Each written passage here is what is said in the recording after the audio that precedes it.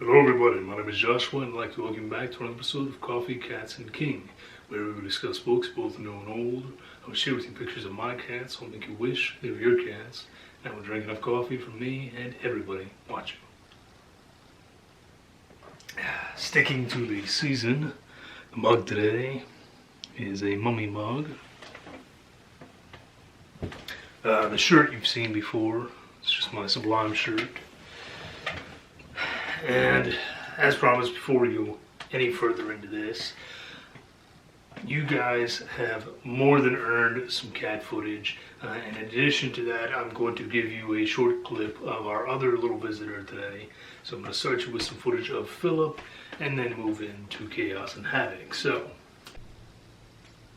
Mr. Deer.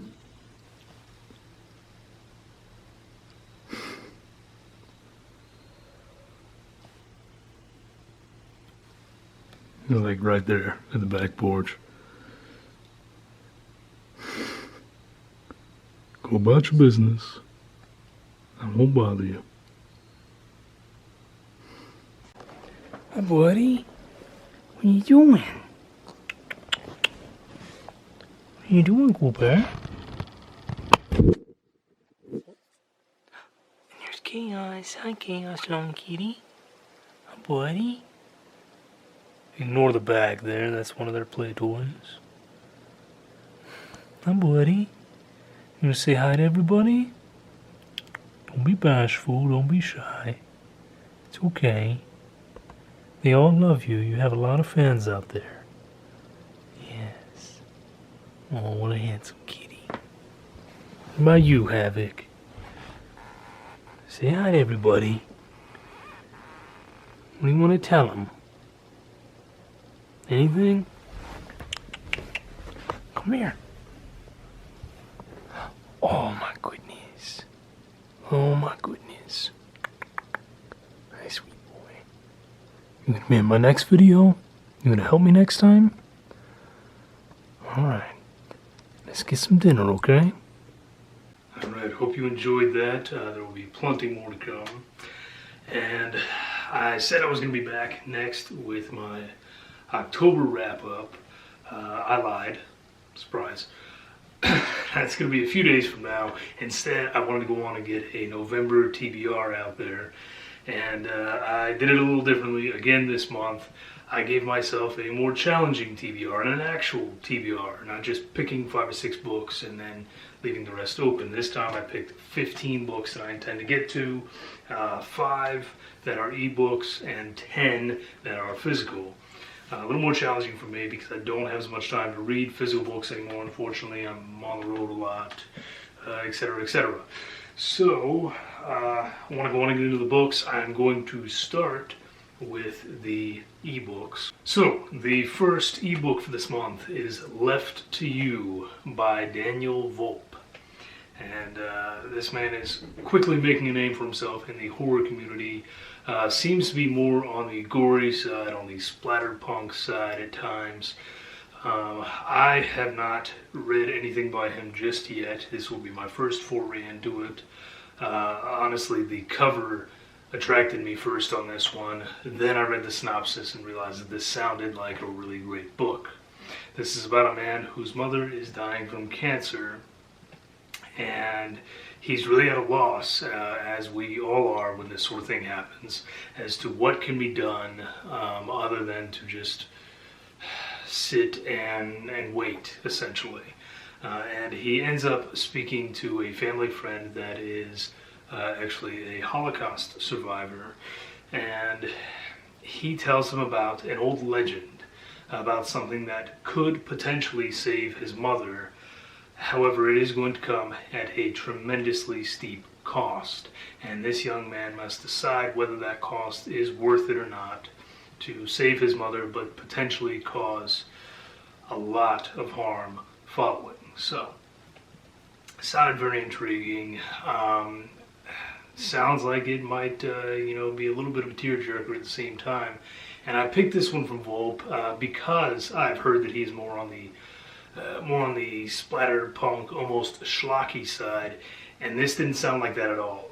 So I wanted to see what he can do when he is working in a subject that's a little more delicate.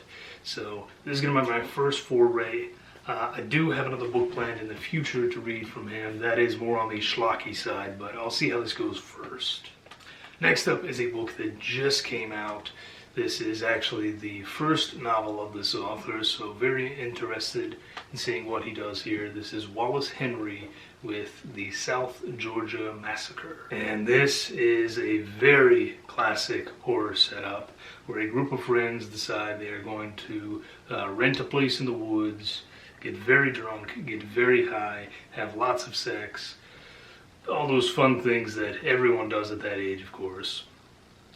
And they basically get to this small town, get chased in the woods by a bunch of scary hillbillies, and lo and behold, there is something evil and awful out there waiting to slice them and dice them and kill them one by one. It's a very classic setup here. Sounds like 1,000 horror movies that I know and love. And I'm really excited to see what this young new author has in store for us. And following that one, I plan to get into D.V. Wolf's Midnight Rider. This is another one again where I was drawn in by the cover because the cover is so freaking cool. And then I started reading it, it sounded awesome. This is about some folks who essentially make a deal with the devil. Things do not go well at all, and this guy is sent to hell. But luckily for him, he's getting a second chance. He is put on hell's very first workforce probationary period, if you will, where he is sent back up top and is allowed to live with the stipulation that he will go around killing the monsters and demons and otherworldly beings that slip out of the gates of hell and make it back to earth. So this is considered a horror comedy by the author. As we all know, comedy doesn't necessarily always work for me, but this one just sounded too good, far too intriguing to pass up. So very excited about it. Awesome cover. Haven't heard of this author before, but it is part of a series too, so fingers crossed that this is one I can continue in the future. And this next one, again, it sounds so great. It sounds like some awesome horror movies that I know and love, that you know and love. This is Max Allan Collins with Mommy. And I cannot do this justice by explaining what it is. I'm actually going to read the blurb on this. I know some people don't like this, but you'll see why I want to read the blurb, because this is just a fantastic, fantastic way of selling this book. She's pretty. She's perfect. She's June Cleaver with a cleaver, and you don't want to deny her or her precious daughter anything, because she only wants what is best for her little girl, and she is not about to let anyone get in her way. And if that means killing a few people, well, isn't that what mommies are for? I don't know what else to say about that. I mean, if that doesn't sell you on the book, then clearly this is not the genre for you. Enough said, it's going to be awesome. And the final one is actually a book that is, again, pretty new, and one that a lot of people are talking about. Now, I've heard all kinds of things about this book, all positive things, however. The premise intrigued me immediately, and I have not heard a single negative thing about this book. This is Stuart Turton with The 7.5 Deaths of Evelyn Hardcastle. And the cover is rather unassuming on this one, but the book, man, I've heard great things about it. I'm so excited for it. This is supposed to be an almost Agatha Christie style murder mystery where this group of people are together in a house. Somebody kills this woman, Evelyn Hardcastle, and they don't know who did it. You, as the reader, are trying to figure out who did it, and our main character is trying to figure out who did it. The twist here is that this is a Groundhog Day style effect where they go to sleep that night, wake up, and our main character has restarted the day before Evelyn Hardcastle has been killed and has to figure out once again who did it before she dies. The twist here being that not only does the day restart for him, but he is in a different person's body every day and picks up little clues and pieces. So not only is this an Agatha Christie, not only does it have a bit of a supernatural element to it, but it almost feels like the game Clue in book format, you know, where you're getting bits and pieces, little clues here and there, and if it doesn't work out, well, that's okay. On your next turn, you can try again with a whole new cast and crew. Man, I knew this book was for me. I think Paige is going to end up picking it up too, so I'm kind of interested in her thoughts as well. I'm hoping she can read it around the same time I do, but I have heard nothing but good about this book. Like I said, I will be reading it as an ebook. If it is anywhere near as good as I anticipate it being, I will definitely be picking it up as a hard copy as well. So, those are the 5 ebooks I plan to get to. Now let's get into the paperback and hardcover books. After, of course, a little bit of coffee. Alright. Now, this one I have started, so obviously it has to be part of it. But this is J. Davis and Don Davis with Bring On the Night. And I'd really like it to focus on this cover because it's an excellent cover with a very, very awesome step back. Yeah, so this is yet another classic setup. This is a sort of dual point of view. Sometimes we're in the mind of this vampire that woke up in the morgue after accidentally being sent there because someone found him and thought he was dead. He goes nuts in the morgue, kills a couple people, gets out, and now he is on the prowl, slowly turning people and sort of building his own little army, if you will. Meanwhile, on the other side, we have the vampire slayer who's going about the city trying to find this vampire and put him down, and finding other vampires in the meantime and putting them down.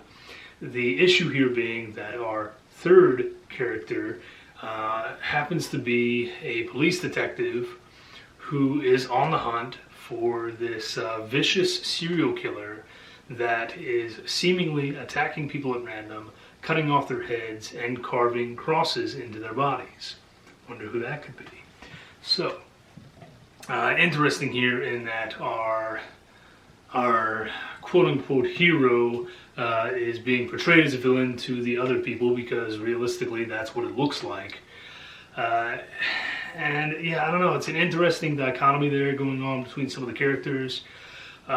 So far, I'm very much enjoying it. I'm about 1/4 of the way in, but I'm loving it. These brothers only wrote one other book together, from what I'm understanding, but if this one continues in the realm it is so far, I will definitely be on the hunt for that second book, whatever it may be, because they're doing an excellent job here, and you really can't tell that it's 2 writers whatsoever. It feels like one very good, very polished and seasoned author. Continuing on in the Chronicles of Pride Inn, I plan on picking up book 3. This is The Castle of Lear. Now, it is worth noting that I have not read these books before. My whole experience was up to the Black Cauldron, so this is entirely new to me. I'm assuming it's the same cast of characters. I believe I have been told by someone, though, that this is the weakest in the series, but I could be wrong about that. I know one person who's going to correct me on that if I am wrong, so go right ahead. Don't blame you. But we'll see how this goes. And book 3 is Kurt Anderson with Devour, and this deliciously wonderful cover of this insanely monstrous creature coming up through the depths to swallow a massive cruise liner. I don't think I need to read the description to tell you what this is about. Giant creature manages to escape the Arctic Circle is on the hunt, attacks a bunch of boats, panic ensues, and somehow or another, these fine folk are meant to kill what is clearly a colossal creature. So, looking forward to that. Haven't had any good creature features lately, so had to pick one up. Had to, couldn't help it. After that, I decided it was time to kind of get serious, if you will. I've got a semi-silly fantasy, then what is obviously going to be a semi-silly creature feature horror. I wanted to get a little serious, so I went with a short story collection of science fiction. This is Larry Niven with All the Myriad Ways. Again, I just wanted something a little more serious, something with a little more depth, perhaps, than I anticipate getting with Devour. So, where to go but science fiction? And since those are short stories, I figured I also needed a science fiction novel in there. So after that, I'm going to jump into Fred Saberhagen with The Water of Thought. So this is about a substance on the planet Kappa that, when it comes into contact with people, it basically reverts them to the basest of emotions. So you're either 100% lust, 100% sloth, 100% whatever it may be. There's no in between. You just lose yourself to whatever that may be. And it is kind of threatening to contaminate Earth. So, of course, us humans decide we have to destroy it and everything around it, including the planet Kappa, which of course means the creatures, whatever these things are, that inhabit Kappa. So, we are actively going out to destroy their planet. Of course they're going to fight back, but I'm sure that somehow we will end up looking like the good guys despite that. So, science fiction in there. Slowly edging into horror again, but also kind of sticking to science fiction and getting my classic in there, hitting as many points as I can. For the first time in a long time, I'm going to read Mary Shelley's Frankenstein. And it has been many years since I've read Frankenstein, so I'm kind of excited. I did a rereading of Dracula. I feel like it was this year. It could have been last year, though. But I did a rereading of Dracula, and it was good, but actually didn't impress me as much this time as I recall it impressing me the first time. So I'm kind of curious about how my thoughts and opinions have changed in regards to Frankenstein, because it has been a number of years since I've read this book. So, moving into Frankenstein, had to get some classics in there. Trying to hit everything this month, in fact. So, I want to get some poetry. I've been telling you guys I want more poetry. Here we go.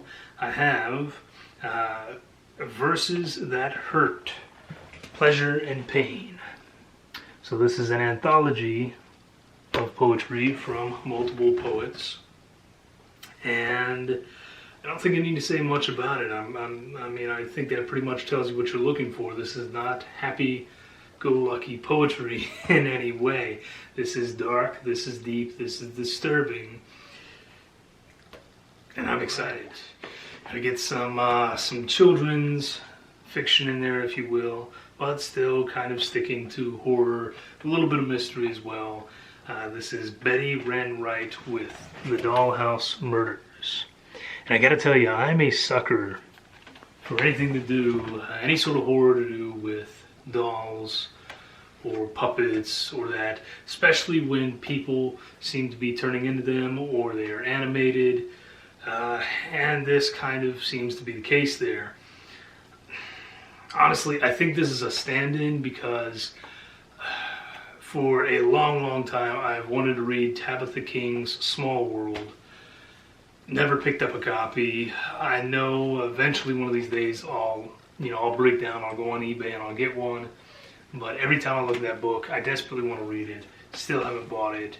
I saw this one on my shelf. it gave me the same kind of feeling. So I decided this will be a surrogate for that in the meantime, and will also give me something on the younger side. All right, 2 books to go. Once again, trying to hit everything I possibly can. I decided, you know what, I had some nonfiction in September, didn't have any in October. I'm going to get back into a little nonfiction here in November. Found this book at Goodwill recently, and I was super excited for it because I've been desperately wanting to read something by this woman. I know some of you are going to find it weird, but I have a tremendous amount of respect and appreciation for Jewel Kilcher, for her music, for her philosophies, for what she does. And at long last, I'm finally going to get to read something that she wrote. This is one of her memoirs. This is Chasing Down the Dawn. And there's the lovely woman herself on one of her many horses. I'm going to lose a lot of you on this one, but I said I'm a huge fan of Jewel and everything she does, but I have yet to actually read one of her books. I read her blogs and have read little bits and pieces on her philosophy, of course, off of her website, but nothing of this length or this caliber. Very excited for it. Think of me what you will. But hey, we've all got our thing, and Jewel has got me through some tough times. That's all I'm going to say. And then finally, to end the month, this is kind of my if I get to a book, and if not, then it will extend into December. I pretty much had a little bit of everything here. Didn't have much in the way of fantasy. And in addition to that, I realized that with the name Coffee, Cats, and King, I really haven't had much King going on lately. So, to fill both of those slots, I decided to pick up Stephen King's The Eyes of the Dragon. This is another one that I have not revisited for many, many years. I mean, it's probably been a good, solid 10 or 12 years since I read this book. So, this is very hard to place in the realm of King's universe. It definitely has crossover characters and mentions and events and such that take place somewhere within the Dark Tower realm. But honestly, unless you are just a massive King fan, then all of these tie-ins aren't going to make a lot of difference to you. I will say that Randall Flagg makes an appearance in this book, a very important appearance in this book. Most of you who do read King will know him first and foremost from The Stand. So, this was one of King's first forays into fantasy. This is not horror, this is just straight fantasy. And most people who are King fans still haven't read this book because they are King fans of horror and crime fiction, but not so much into the fantasy realm. So, really excited to see where this one takes me. Like I said, it's been a good solid 10, 12 years since I have picked this book up. I don't remember a whole lot about it, to be honest.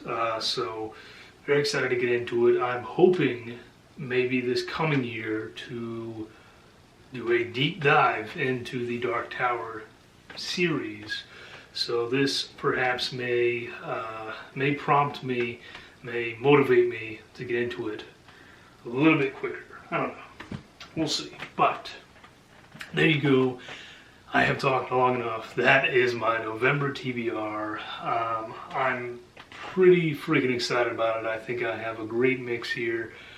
Really tried to hit as many different subjects and genres as I could. And I don't know, you guys tell me what you think below. If there's something that I should have hit that I didn't. This month I just picked my own books. Next month in December I do fully intend to once again take suggestions from you fine folks. So if you have those, start leaving them down in the comments in this video, in my upcoming videos, so that I can start collecting them up and working on that TBR for December, buying books that I may need, etc. Other than that, I hope you all have a wonderful week. I'll be back with you soon with my October wrap-up. Should be another exciting one, and you will have much more cat footage in that one as well. So, thank you all for joining me. You're all fantastic people. Have a great week. Cheers.